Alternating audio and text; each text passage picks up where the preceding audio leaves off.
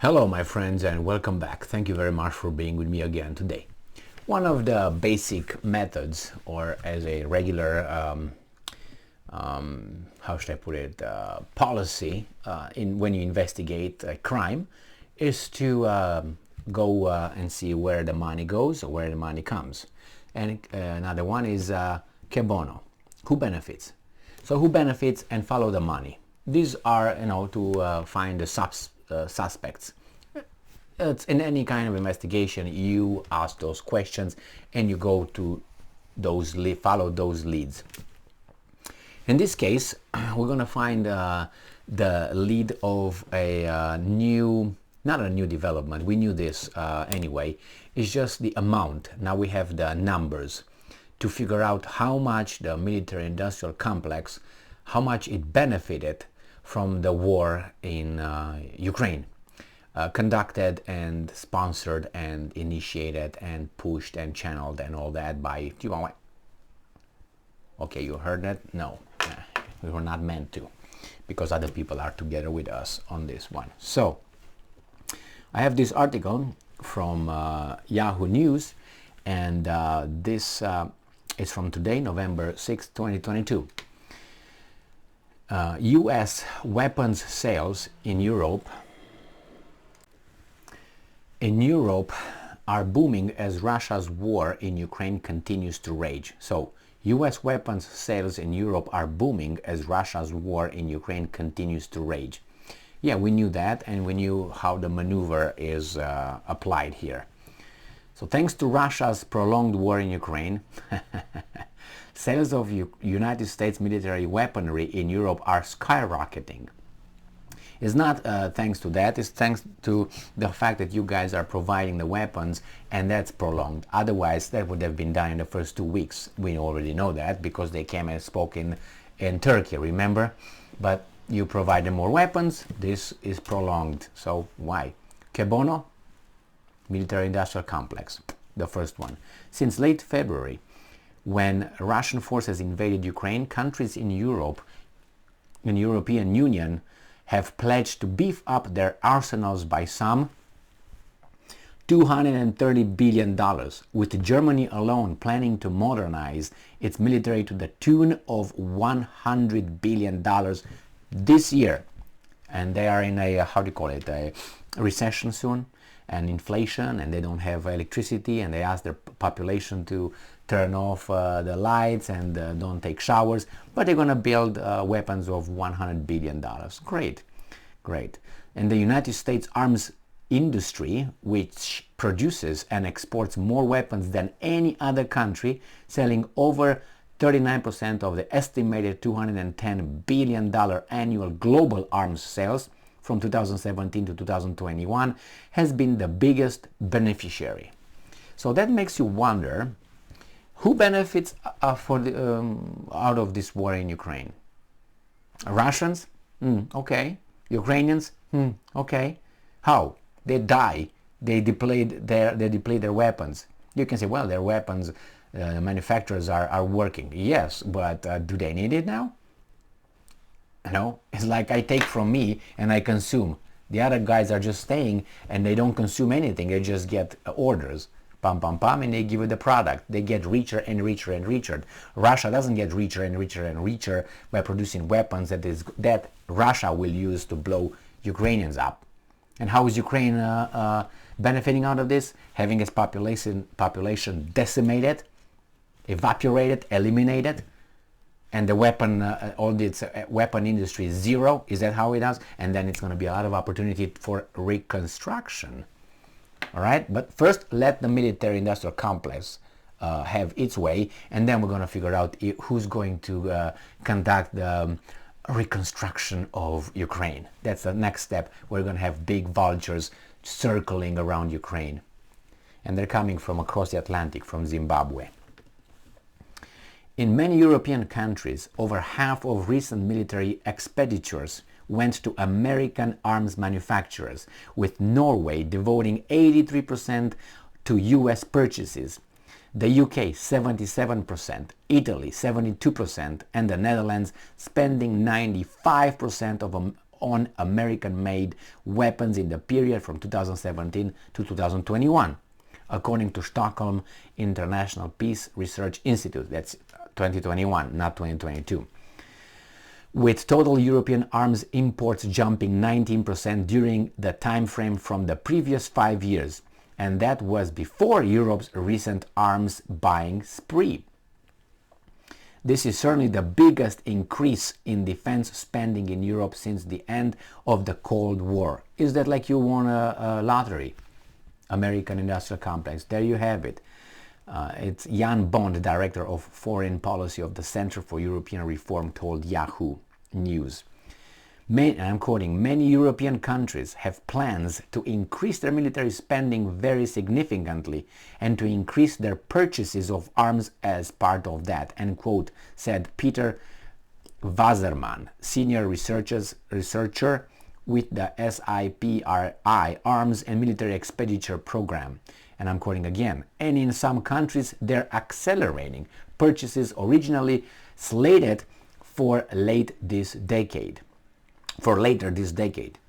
According to William Hartung, a senior research fellow at the Quincy Institute for Responsible Statecraft, since President Biden took office, European countries accounted for some $33 billion of arms offers as the initial stage of arms negotiation is called, with $21 billion in deals on the table since February, although some sales have not been officially contracted. Hartung told Yahoo News that the $21 billion estimate is assuredly low, as it represents only government-to-government deals, not direct commercial sales, which are more difficult to track. Even before the war, according to SIPRI, European arms imports from 2007 through 2021 were up 19%. They're growing at a rapid clip, said Hartung. The amount of European arms deals being negotiated since February, he said, has almost doubled from last year. And we've still got a few months left. Yay! Thanks to Putin, Europe is now considered a hotspot for US arms deals. No, it's not thanks to Putin. It's to guys who prevented Ukraine from following the Minsk agreements, right, 2014 and 2015 for 8 years, even it had the so-called guarantors, France and Germany, and the ones who overthrew Yanukovych legitimate democratically elected government in Ukraine in 2014 with the help of Zimbabwe from across the Atlantic. So thanks to those that maneuvered this thing to happen in 2022, after the Zimbabweans, they now want to talk with the Russians. When the Russians say, hey, let's talk, let's negotiate, let's talk, don't do it. They said, we don't want to talk to you. Do it. Do it. Come on, you're late. And they were late 8 years. And then they did it. It's Putin's fault. Well, if you want to be a weasel, you're going to be a weasel. Let's see what's next. So, and I'm quoting, this is all very much driven by Russia's attack on Ukraine. No, it's from 2014, the overthrow of Yanukovych. And actually it's 2008 when you guys, Zimbabweans, told in Bucharest, Romania, at a NATO summit that one day Ukraine and Georgia will join NATO. And Russia was like, say what? Come again? All right, so if you really want to be, and if you want to be even more accurate, with the expansion of NATO step by step towards Russia. And Russia should be just relaxed, right? No, because you would not be relaxed if Russia or some other defensive alliance that bombarded Yugoslavia in 1999 without being attacked, but it's a defensive alliance, you know, would be at your doorstep and say, hey, we came here to see what you're doing. You will be, oh, it's okay, come on in, man. Yeah, you can bring your bazookas with you, all your knives, and yeah, that's fine, that's fine. Come on, man. Come on, man. This is very much driven by Russia's attack on Ukraine and the realization in Europe that defense stock has been run down quite considerably over the last 30 years. Psst. All right, another reason countries in East and Central Europe want to keep the US on their side and show that they attack values of transatlantic alliance, attach and they attach value to the transatlantic alliance, including to NATO, and supporting American defense manufacturers supporting is one way in which you can do that. By far the most popular high-end item from the US in Europe is the American F-35 combat airplane, which with Finland putting in an order of 54 of them in 2020, while Poland ordered 32, another 71 planes were ordered by Norway, the Netherlands, the UK, and even neutral Switzerland ordered 3 dozen of the fighter planes in September for over $6 billion. These kinds of big money sales cause a lot of tension with European arms manufacturers, said Hartung, since across Europe the American F-35 often outsells European-made fighter jets. So based on what arms buyers have told him, Wasserman said the F-35 has more bells and whistles than domestic models such as the Eurofighter Typhoon or Saab JAS-39 Gripen. With a sticker price of around $79 million per plane, that's the F-35, it often outcompetes other fighter aircraft, including French Dassault Rafale jet fighters. The French are not wildly enthusiastic about other European countries buying F-35s from the Americans. Germany announced in late July that it wanted to order 35 of the F-35 fighter jets in a deal worth $8.4 billion. What about your Messerschmitts, motherfuckers? You remember those ones? Used to be the top of the top. Now you buy from the American. Fucking weasels. Unbelievable. Yeah, not only Messerschmitts, but anyway, that's what you got. So Poland, regarded as a satellite state of the Soviet Union after World War II, may soon be devoting 3% to 5% of its GDP to defense.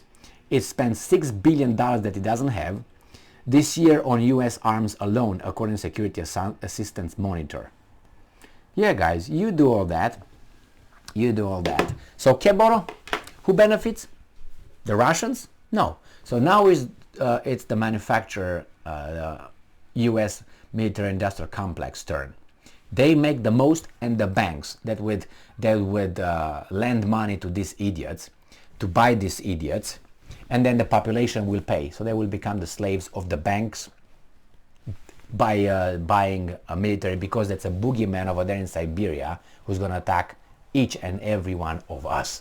And tomorrow is gonna be kicking the door in and gonna rape our wives, take our kids and put them into summer camps and enslave us. Yes, that's how the story goes. Stalin is back in town, including together with Moses and other people. This is the way we're supposed to think. And believe me, there are many, many, many who think exactly like that, who right now they have stocked food,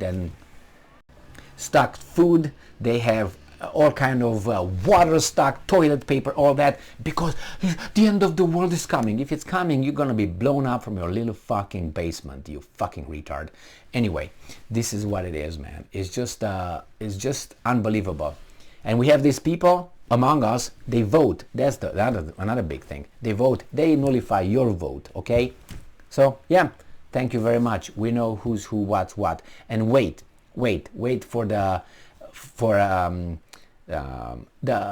reconstruction businesses and see how they're gonna be coming in. They were gonna help Ukraine, and then you're gonna see who's who, what's what. We already know. So yeah, go and buy some weapons. But they can buy weapons, but we, the citizens, no, not really. We have to jump through 1,000 hoops to get some handguns, and those guys send airplanes and tanks and all that for the defense of us. Really? To keep us in check. Thank you very much for being with me again today. Stay strong, stay smart, look for the truth, and be just.